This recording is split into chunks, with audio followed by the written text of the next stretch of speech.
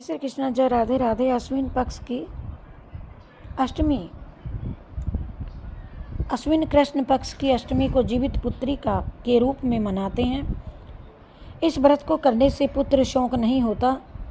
इस व्रत से स्त्री का समाज में बहुत ही महत्व है। इस व्रत में सूर्य नारायण की पूजा की जाती है। व्रत महात्म की कथा आगे इस तरह से है, आप सभी बड़े ध्यान से सुनिए और वे चैनल को लाइक, सब्सक्राइब, शेयर, कमेंट भी करते रहिएगा। आप सभी भाई बहनों को बहुत बहुत धन्यवाद और आशीर्वाद। बहुत पहले रमणीय कैलाश पर्वत के शिखर पर भगवान शंकर और मां पार्वती प्रसन्न मुद्रा में बैठे थे। प्रस्तुत कथा के वक्ता वैशंपायन ऋषि जी हैं। शंकर मां पार्वती जी प्रसन्न खुशी में बैठे थे, मुद्रा में बैठे थे। परम दयालु माता गौरी ने महादेव जी से पूछा, प्रभु किस व्रत एवं पूजन से सौभाग्यशाली नारियों के पुत्र जीवित एवं चिरंजीवी बने रहते हैं? कृपया उसके बारे में और उसकी कथा के विषय में बताने का कष्ट करें। तो त्रिकाल यज्ञ भगवान शंकर ने जीवित पुत्रिका का व्रत बताया, जीतिया व्रत के विधान बताया, महत्व तथा महात्म की कथा बताते हुए कहा कि दक्षिण पक्ष में समुद्र के निकट नर्मदा के तट पर कांचनवती नाम की एक सुंदर नगरी थी। वहाँ के राजा मलय केतु थे। उसके पास चतुरंगिनी सेना थी। उनकी नगरी धन धान्य से परिपूर्ण थी। नर्मदा के पश्चिमी तट पर बाहुटार नामक एक मरुस्थल था। वहाँ घाघू नाम का एक पाकड़ का पेड़ था, घाघू नाम का, और उसकी जड़ में एक बड़ा सा कोठर था। उसमें छिपकर एक सियारिन बैठी रहती थी। उसकी डाल पर घोंसला बना करके एक चिल्होड़िन भी रहती थी। रहते रहते दोनों में मैत्री हो गई। थी। संयोगवश उसी नदी के किनारे उस नगर की एक सद्वा स्त्रियां अपने पुत्रों के आयुष्य और कल्याण की कामना से जीवित वाहन का व्रत एवं पूजन कर रही थी। उससे सब कुछ जान करके चिल्होड़िन और सियारिन ने भी व्रत करने का संकल्प कर लिया। उनसे जान करके व्रत करने के कारण भूख लगनी स्वाभाविक थी। चिल्होड़िन ने भूख सहन कर रात बिता ली, परंतु सियारिन भूख से छटपटाने लगी। वह नदी के किनारे जाकर एक अध जले मुर्दे का मांस भरपेट खाकर और पारणा के लिए मांस के कुछ टुकड़े लेकर फिर कोठर में आ गई। डाल के ऊपर से चिल्होड़िन ने सब कुछ देख रही थी। चिल्होड़िन ने नगरी के सधवा औरतों से अंकुरित केला, मटर या अंकुड़ी लेकर पारणा ठीक से कर लिया। और सियारिन बहुत धूर्त थी और चिल्होड़िन अधिक सात्विक विचार वाली थी। कुछ समय के बाद दोनों ने प्रयाग आकर के तीर्थ सेवन शुरू किया। वहीं पर चिल्होड़िन ने कहा कि मैं महाराज के महामंत्री बुद्धिसेन की पत्नी बनूंगी।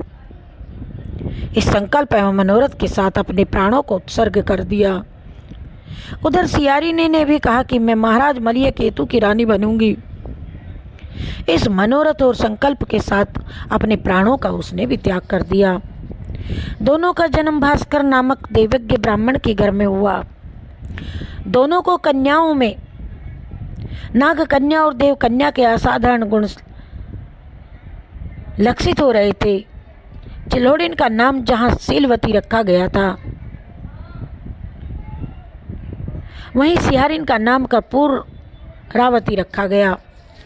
शीलवती का विवाह मंत्री बुद्धिसेन से हुआ और कर्पूरावती का विवाह राजा मलय केतु के साथ हुआ।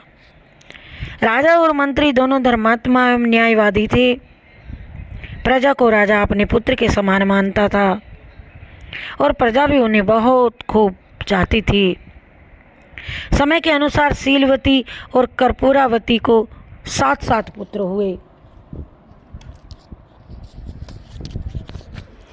शीलवती के सातों पुत्र जीवित थे, लेकिन कर्पूरावती के सातों पुत्र एक एक करके काल के गाल में समाते गए। कर्पूरावती बहुत दुखी रहती थी। उधर शीलवती के सभी पुत्र हमेशा राजा की सेवा में हाजिर रहते थे। वे सब बड़े विनयी और राजा के आज्ञाकारी थे। रानी उन्हें देख करके जलती रहती थी, उसे ईर्ष्या होती थी और शीलवती के सभी पुत्र जीवित हैं। एक दिन रानी ने रूठ करके खाना पीना बोलना उससे बंद कर दिया।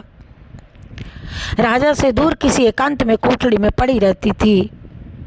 राजा को जब ये मालूम हुआ तो वे उसे मनाने गए, तो उसने उनकी एक भी बात न सुनी। आखिर परेशान राजा ने कहा कि तुम जो कुछ कहोगी मैं वही सब कुछ करूँगा। तुम रूठो और खाना खाओ, उठो रूठो मत। ये सुनकर उसने कहा कि यदि ये सत्य है तो अमुक दरवाजे के पास एक चक्र रखा हुआ है, आप शीलवती के सभी पुत्रों का सिर काट करके मुझे ला दीजिए। ऐसा नहीं चाहते हुए भी राजा ने आखिर में वही किया जो रानी चाहती थी। रानी ने सातों को बांस के बने हुए बर्तन में एक एक सिर रख करके उसे कपड़े से ढककर शीलवती के पास भेजा। इधर जीमूत वाहन ने उनकी गर्दन को मिट्टी से जोड़ करके एवं अमृत छिड़क करके उन्हें जीवित कर दिया। सौगात के रूप में भेजे गए सभी सिर ताल के फल बन गए।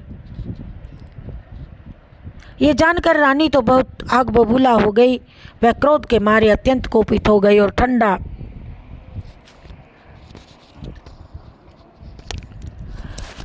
इतनी कोपित हुई कि वह शीलवती को मारने पहुंच गई और बड़ा लाठा लेकर के गई।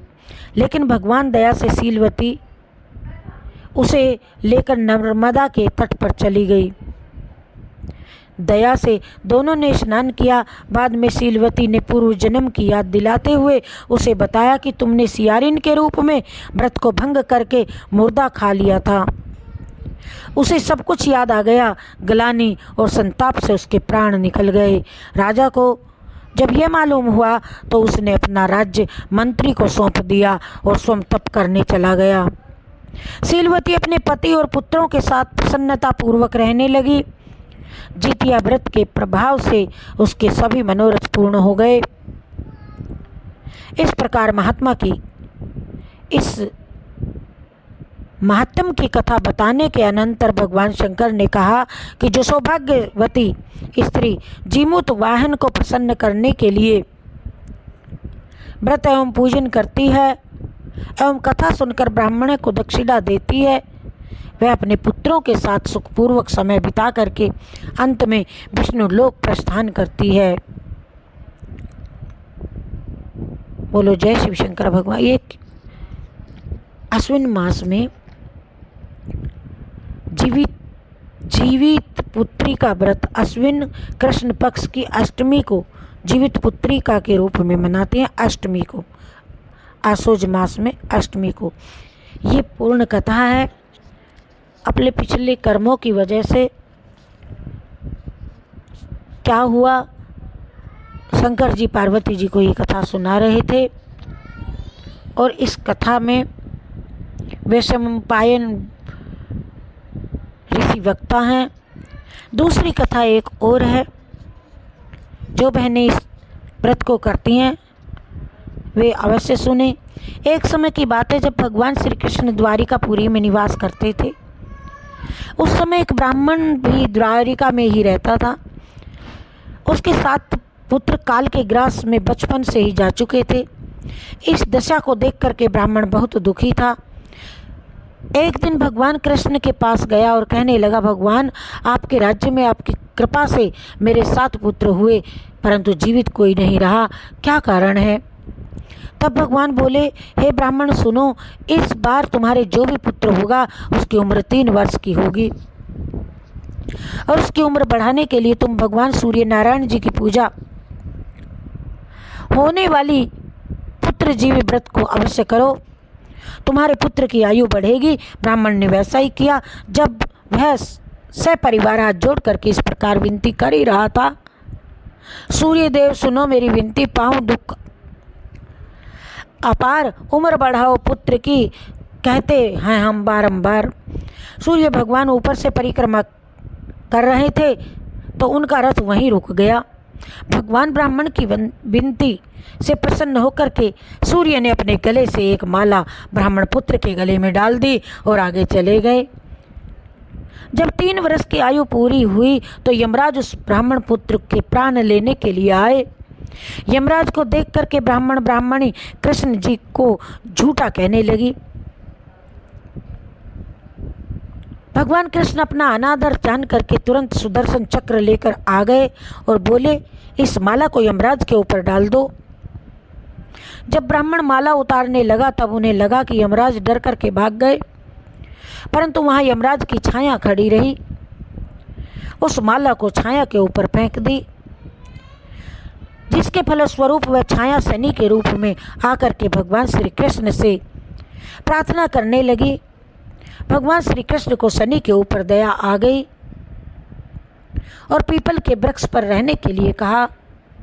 तब से शनि की छाया पीपल के वृक्ष पर निवास करती है और करने लगी।